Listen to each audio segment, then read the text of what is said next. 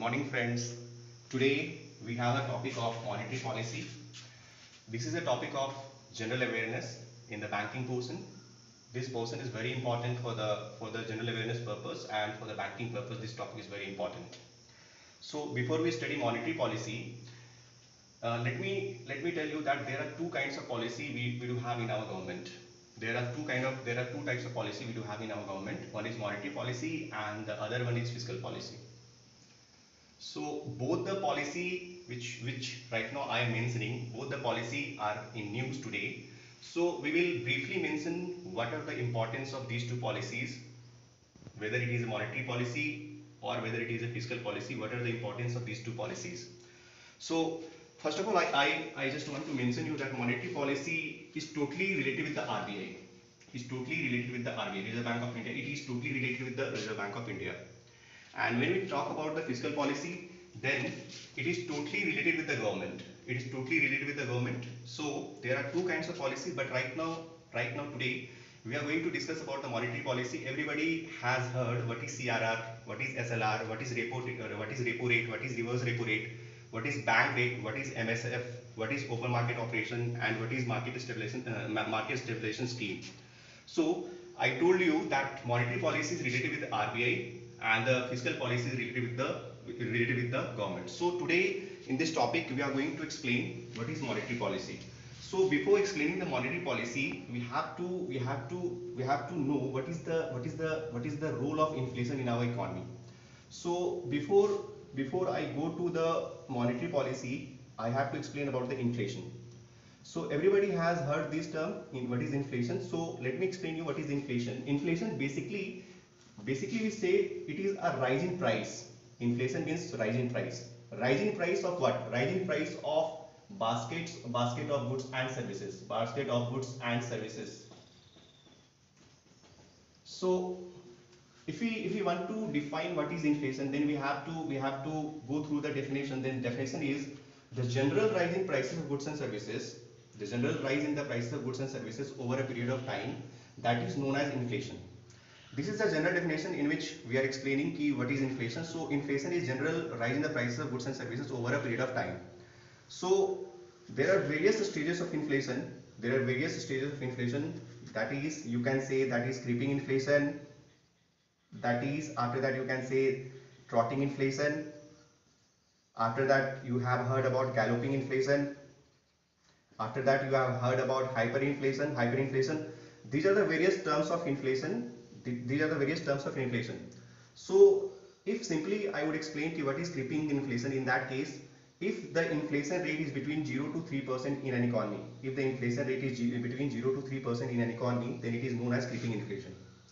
That means if in an economy there is a inflation rate of 0 to 3%, then it is a creeping inflation. So what is trotting inflation? Trotting inflation is divided into two types. That is walking inflation, and the another one is running inflation. So in an economy, if the inflation rate is between 3 to 6%, if the inflation rate in an economy is between 3 to 6%, then it is a kind of walking inflation. And if the inflation rate is between 6 to 10%, then it is a walking inflation. So generally you have to define these all terms, because before we study monetary policy, you have to go through these terms. So what is galloping inflation? Galloping inflation means if the inflation rate is between 10 to 20%, then it is known as galloping inflation.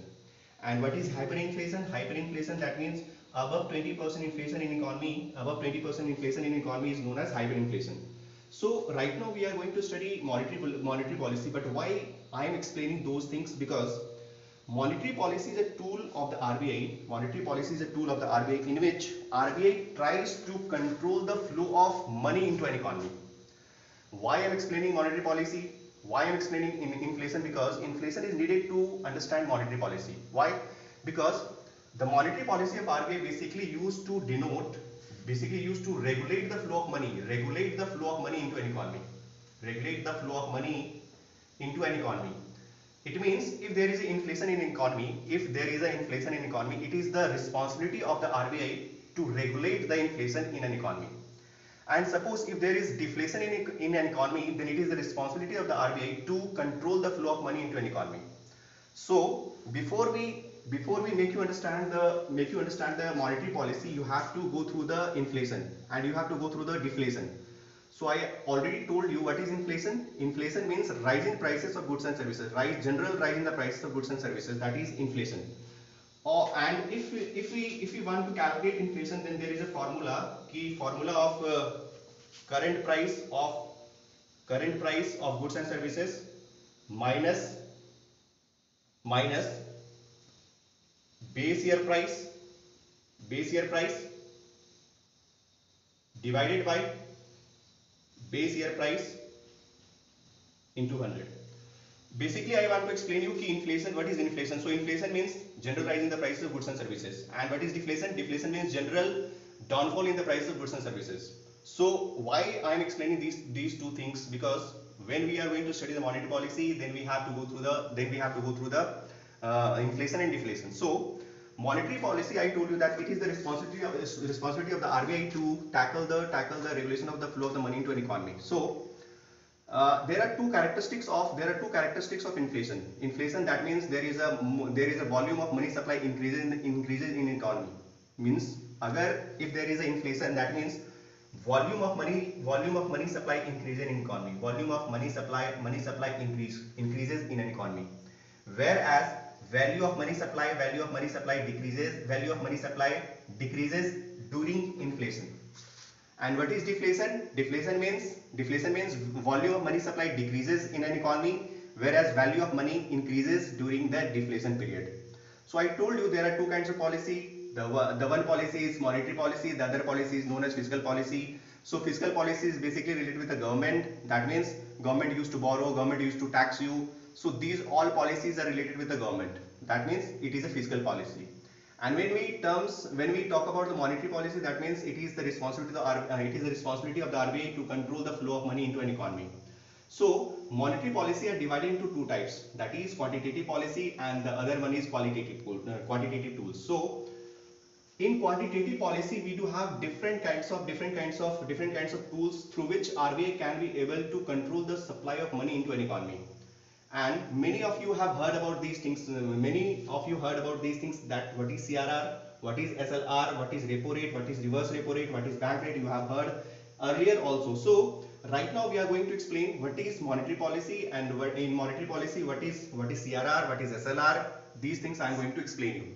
So before we understand the CRR, we have to work upon a single term, that is known as NDTL. If you know the term NDTL, then you are going to understand what is CRR, and then you are going to understand what is SLR. So NDTL को समझने के लिए, before we understand the NDTL, we have to work upon what are the different kinds of accounts in a bank. So we do have four kinds of accounts in a bank. That is four kinds of account in a bank. That is known as, first of all, saving account, then after current account, then after fixed account, then after recurring account. You have heard about these things, that there are four kinds of accounts that is right now operating in a bank. So if we talk about saving account, then these accounts are opened by common man. If we talk about current account, then these accounts are opened by the businessman. If we talk about the fixed account, then these accounts are generally opened by the farmers. These accounts are generally opened by the farmers. If we talk about the recurring account, then these accounts are generally opened by the salaried person. So if we talk about these four kinds of account, common man usually go for the saving account, businessman usually go for the current account, farmers usually go for the fixed account, and salaried person usually go for the recurring account. And when we talk about the interest rate that these accounts used to perform, we have minimum rate of interest in the saving account. There is no rate of interest in the current account, highest rate of interest in the fixed account. And if we go for the recurring account, then first of all, most interest is given on fixed account, then after recurring account, and then after saving account. And if we talk about the limitation, then there is no limitation in deposit as well as withdrawal of the account from the saving account. There is also no limit in withdrawal as well as deposit in the current account. But there is a limit in fixed account, that is you can open a fixed account for 7 days, and maximum you can go for the 10 days. 10 years, sorry, 10 days not 10 years.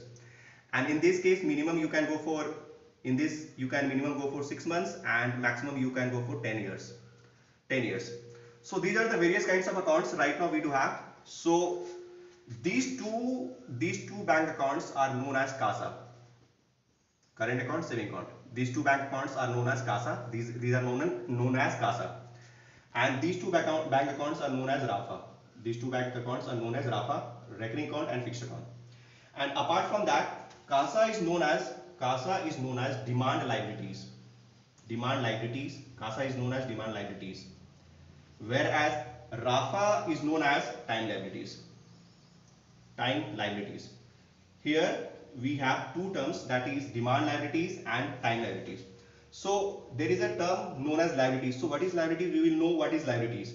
Right now we also know that we used to deposit our money into the bank, and bank used to give loan to the businessman, bank used to give the loans to the other person.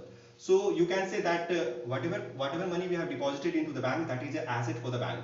So there is a two term known as asset, and there is another term that is known as liabilities. So liabilities. So asset means whatever money we have deposited to the bank, that is an asset for the bank. Asset we can define as any resources that can be used for a generation of money in the near future, that is known as asset. So whatever we have money deposited in the bank, that is asset for the bank. And liabilities means responsibility. Responsibility means whatever money we have deposited into the bank, that is a responsibility for the bank to return it back to the people. So first of all, I just want to tell you that CASA is a demand liabilities, and RAFA is a time liabilities. Why it is a demand liabilities? Because whatever money we have deposited over here, that is in CASA, whatever money we have deposited in the CASA, that we can withdraw as per the requirement of our choice. That means bank has to produce this money when a customer demands as per the demand. Bank has to make availability of this money. And in terms of RAFA, you can say that there is a fixed term you have given to the bank, that after 3 years, after 4 years, after 5 years, I am going to withdraw the money. So here the time is important. So the time is important. That is why here it is known as time liabilities. That means after certain time, after the maturity of the certain period, the money whatever you have deposited in the bank, you can withdraw from that particular bank. So that is why CASA is known as demand liabilities, whereas RAFA is known as time liabilities. So if you're going to understand all these things, then you are going to understand the thing NDTL. So before NDTL, I just want to make you clear that CASA is a demand liabilities, whereas RAFA is a time liabilities. And from these two terms, we used to get the term NDTL. NDTL means net demand and time liabilities. Net demand and time liabilities. The thing is that before we understand these terms, I cannot able to make you understand what is CRR. So NDTL means what? NDTL means what? Suppose a bank whose name is A, at the end of the day, a bank is having 80 crore rupees. At the end of the day, a bank is having 80 crore rupees. When the bank is closing, suppose when a bank is closing, then there is a closing amount of 80 crore. Next day, when the bank starts operation, the whole day deposit which happened in the bank is suppose 40 crore, and the withdrawal which happened on that particular day is 20 crore. That means 80 crore is closing amount, 40 crore is total day operation deposited, and 20 crore is the withdrawal.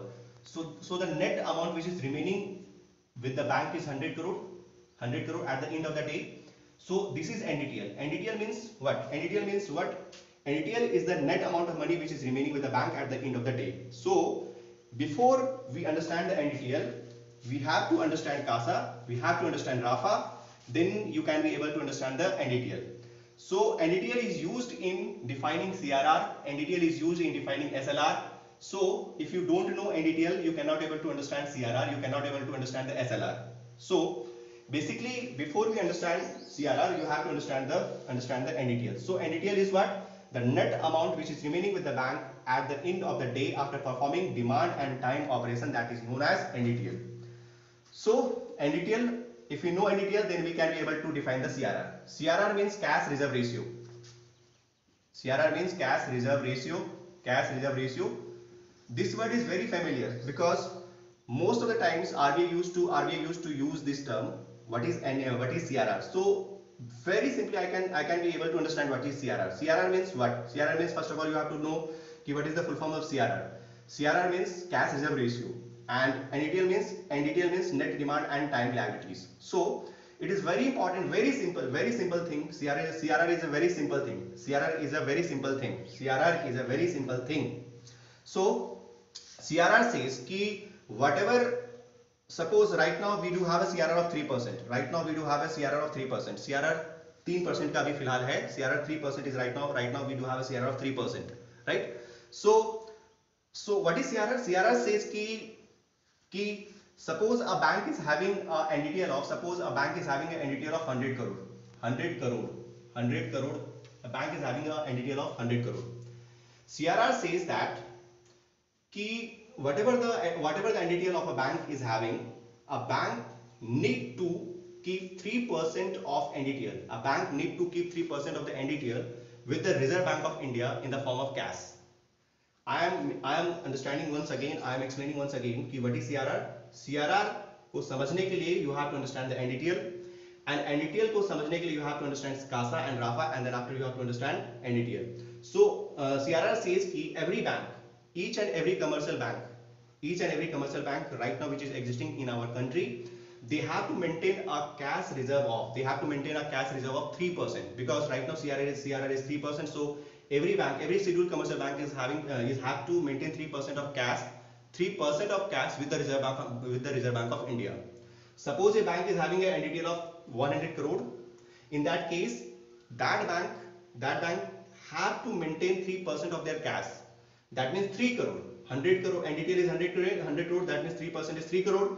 In that case, that particular bank has to maintain 3%, that means 3 crore cash with the Reserve Bank of India. So you can very much easily understand these things, because CRR always used to say कि 3% cash you have to maintain with the Reserve Bank of India. 3% cash you have to maintain with the Reserve Bank of India of your NDTL. So these are very important tools in maintaining inflation. Suppose in an economy if there is inflation, in that case, bank used to increase their CRR. That means if CRR increases, then the bank is having less money with them, and in that case, that money is not going to circulate in the economy. So CRR, that means cash reserve ratio, it means 3% of NDTL you have to maintain in the form of cash with the Reserve Bank of India, right? So CRR used in 1950. It is a term which is firstly used by the Reserve Bank of India in 1950, and CRR is defined in the section 42 subsection 1 of Reserve Bank of India 1934. These questions are mainly asked in our bank exam, because many government exams used to ask where CRR is defined. In that case, you have to explain that CRR is defined under section 42 subsection 1 of the Reserve Bank of India Act 1934. That means CRR is defined under 42 subsection 1 of the RBI Act 1934 में ये define किया गया है. अगर हम if we talk about what is the limit RBI can use under CRR, in that case the minimum rate of interest RBI can put under is 0%, and maximum he can go for is 100%. So under the limit, if we talk about the CRR limit, then the limit is 0 to 100%. It means it is the decision of the RBI to whether go for the 0%. It is the decision of the RBI to whether go for the 100%. In between, the RBI has the power, RBI has the authority to keep the interest rate between 0 to 100%. So very simply, I am explaining you what is CRR. CRR means of your NDTL, every commercial bank has to maintain 3% cash of their NDTL with the Reserve Bank of India. Once again, I am explaining you कि CRR क्या है. CRR, that means 3% of NDTL a bank has to keep with the Reserve Bank of India in the form of cash. CRR कहाँ पे define किया हुआ है? CRR is defined under section 42 subsection 1 of the Reserve Bank of India Act 1934.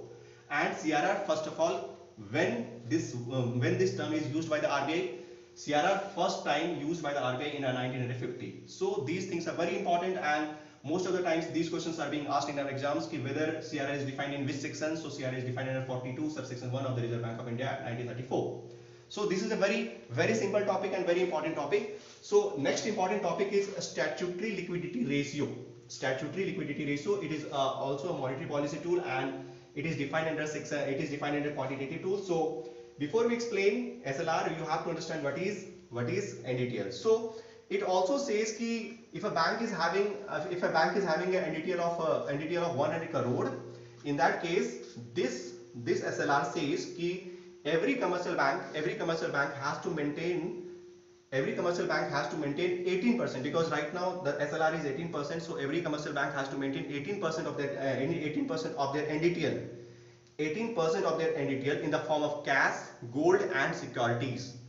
That means whatever NDTL you have, suppose we have an NDTL of 100 crore, in that case 100 crore ka 18%, that means 18 crore. That means if a commercial bank is having NDTL of 100 crore, in that case 18%, that means 18 crore.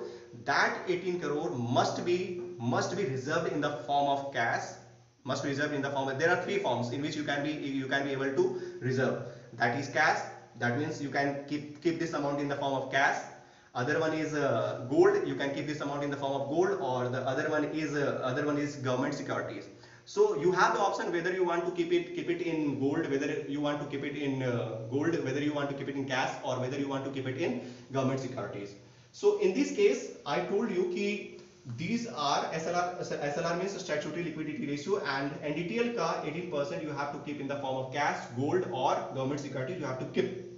So basically why these tools are used, basically when there is an inflation in economy, when there is an inflation in an economy, or when there is a deflation in an economy, then RBI used to control through these mechanisms. I already told you what is monetary policy. I already told you what is monetary policy. In monetary policy, I told you that whenever there is a kind of inflation in the economy, RBI used to control the money supply in an economy. So basically, I must tell you further ki where the SLR is written. So SLR is mentioned under section 24 of Banking Regulation Act 1949. That means this question is also very important, because whether it is written under section 24 of Banking Regulation Act 1940. And as per the law, because it is written in the law, as per law, what is the authority of RBI to increase and decrease the SLR rate? So RBI has the upper limit of maximum 40%. That means SLR can be increased up to the maximum limit of 40%, and RBI can decrease up to the minimum limit of 0%. So there is a 0 to 40% limit of SLR in our monetary policy under the SLR. So I told you earlier that what is CRR? CRR means, first of all, you have to go for the NDTL. After finding out the NDTL, you have to keep 3% of your NDTL, 3% of your NDTL in the form of cash to the RBI. And what is SLR? SLR means 18% of your NDTL you have to keep. That means a commercial bank has to keep their money in the form of cash, gold or government securities. These are very simple topic. But most of the students cannot able to solve the questions. So question basically asked from here ki where it is written under section 42 subsection 1 of RBI Act 1934. And where SLR is written, it is written under section 24 of Banking Regulation Act 1940. So these two terms I have already explained you. So next we have repo rate. So before we go to the repo rate, its full form is repurchase option rate. Repurchase option rate. Repo rate, the full form of repo rate is repurchase option rate, and repo rate and reverse repo rate, both these two terms are under liquidity adjustment facility, LAF. That means under the heading of LAF, liquidity adjustment facility, these two terms we have to explain. What is repo rate, what is reverse repo rate? So right now I must explain you what is repo rate. Repo rate is 4% right now, and reverse repo rate right now we do have 3.35%. That means repo rate is 4% and reverse repo rate is 3.35%. So these two terms you have already heard many times in your life, because these two terms always used to come in the news. What is the repo rate? So what is the reverse repo rate? So always you have heard these two terms in our news. So repo rate is nothing but it is the rate at which at which commercial bank used to take loan from the RBI for the short term for the short term. Once again I am explaining you. Repo rate, what is repo rate? Repo rate is the rate at which commercial bank used to take loan. Commercial bank used to take loan from the Reserve Bank of India.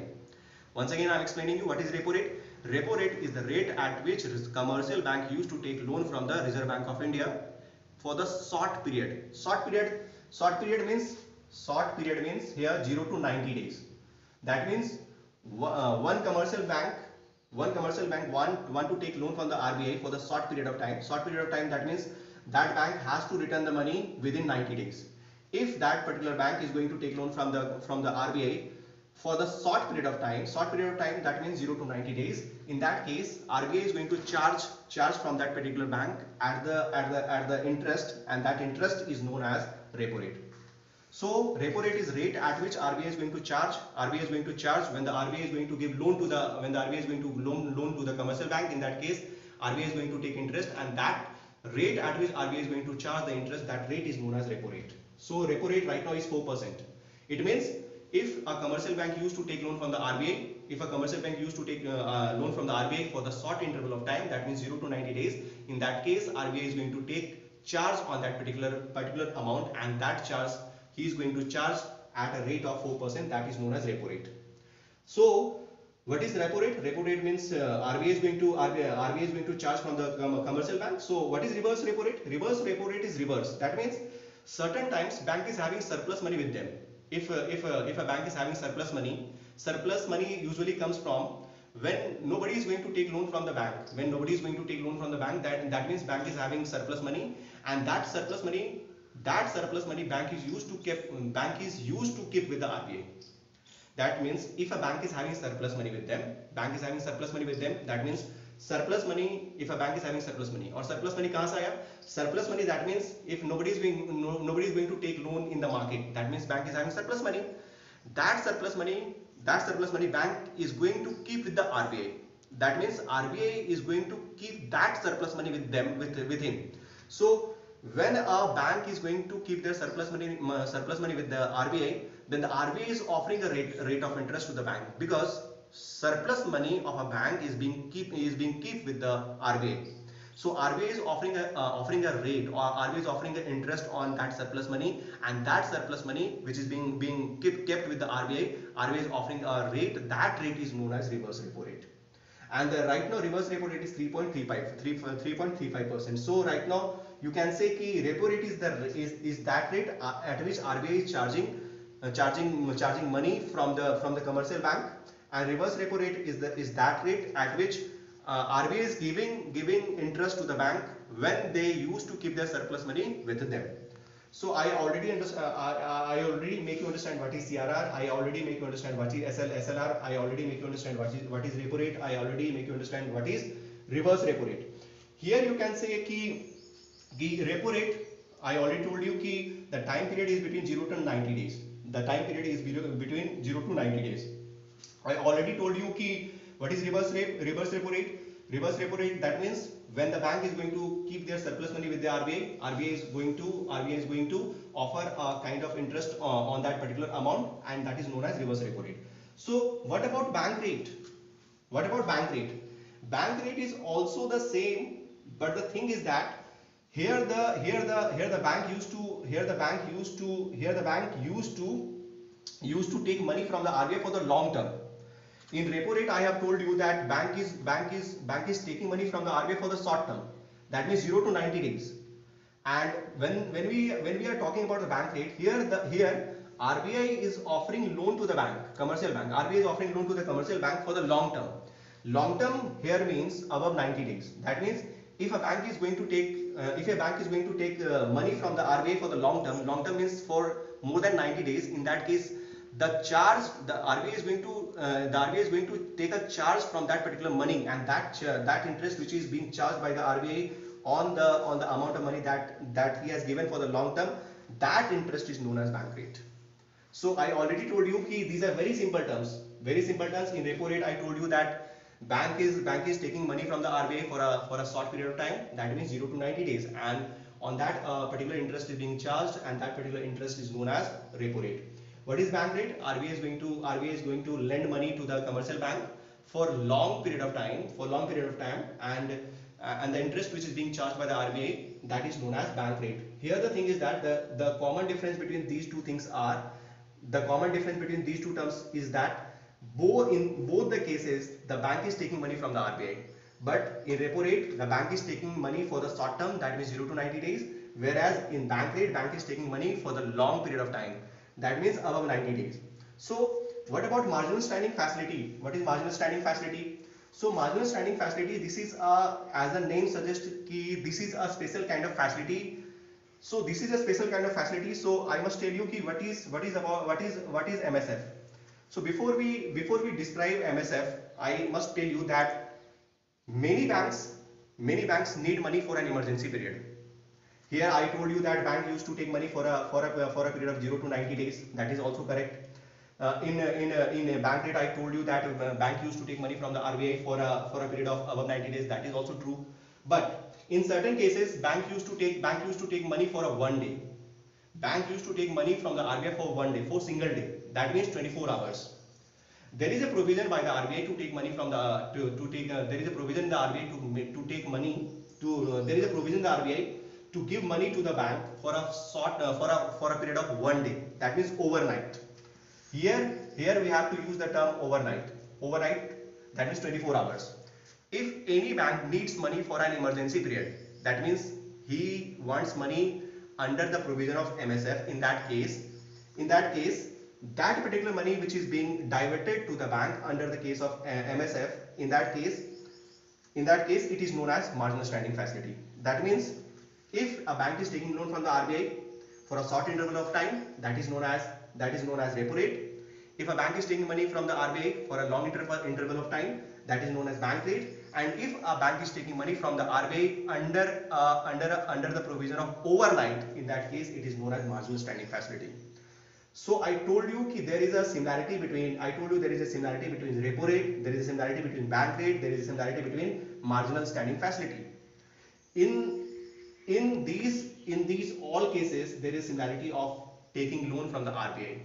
In the first case, the loan is being taken for the short period of time. In the bank rate, the loan is being taken for the long interval of time, and in the marginal standing facility, the loan is being taken for a overnight. That means a single overnight. There is a condition that which bank comes under the MSF. Not all the banks which is defined in our banking system are eligible for taking loan under MSF. So I must tell you that cooperative bank cannot avail the loan under marginal standing facility, because the facility which is mentioned over here, this facility can only be availed by the commercial bank, scheduled commercial bank. That means this facility is not available to the cooperative bank. And under marginal standing facility, a bank has to take minimum 1 crore rupees. This is a condition. You have to understand that this is a condition, that if a bank is availing a loan under MSF, in that case he has to take minimum 1 crore rupees under MSF. And a bank cannot take money from the RBI under MSF arbitrarily. Maximum amount that can be given under the MSF is 2% of NDTL. That means if a bank is having an NDTL of 100 crore, in that case under the MSF scheme, a bank is able to take only 2 crore, maximum 2 crore. Minimum you have to take 1 crore. You cannot take less than 1 crore. You cannot ask RBI to give loan 80,000. You cannot ask, because minimum you have to take from the RBI under the MSF is 80 crore, and the maximum you have to take under the MSF is 2% of your NDTL. So first of all, I must tell you that under MSF scheme, a commercial bank can able to avail the loan, and scheduled commercial bank can able to avail the loan, whereas cooperative bank cannot able to avail the loan, right? And maximum you can avail under MSF is 2% of NDTL, and minimum you have to go for the 2% of minimum you have to go for the 1 crore rupees. So this is very important term, because most of the times these terms are being asked in our exam, what is MSF and what is the use of MSF. So I already explained you ki there is a similarity between MSF, there is a similarity between repo rate, there is a similarity between bank rate. So I must understand that these are very important tools in understanding the monetary policy. So what about the open market operation? What about the open market operation? These are very important operation in which I must tell you कि when there is an inflation in the market, मैं कह रहा हूँ कि if there is an inflation in the market, that means volume of money supply increases in the market. I already told you under the chapter inflation that when there is inflation in economy, that means there is a volume of money supply increases in an economy. That means volume of money supply increases in an economy, and value of money decreases in an economy. So suppose there is an inflation in economy. There is an inflation in economy. That means more and more money supply is being diverted in the economy. In that case, RBI has to absorb that particular money which is being accessed in the economy, that he has to be absorbed. So under open market operation, RBI used to sell government securities to the common people. Suppose you have more money in the economy. That means people are having more money. In that case, RBI used to sell government securities to the common people. And when RBI used to sell government securities to the common people, that means whatever money they are having, the money is going to be diverted to the RBI when they are going to purchase securities from the RBI. So under open market operation, there is a two-way operation. Two-way operation, that means when there is inflation, RBI is going to sell the securities, and when there is a deflation in the economy, deflation means less money in the economy, and less money in the economy, that means right now RBI, it is the responsibility of the RBI to supply more money into the economy. In that case, if there is a deflation in economy, then in that case RBI is going to sell RBI is going to buy that government securities from the market. I told you that this is a two-way process. Two-way process, that means if there is inflation in economy, in that case RBI is going to sell government securities to the economy, to the common people. And if there is a deflation in the economy, then in that case RBI is going to buy that particular government securities from the common people.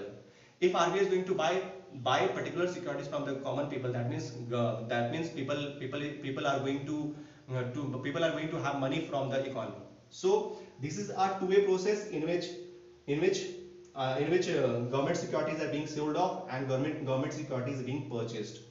So these are very important tools which are being explained over here.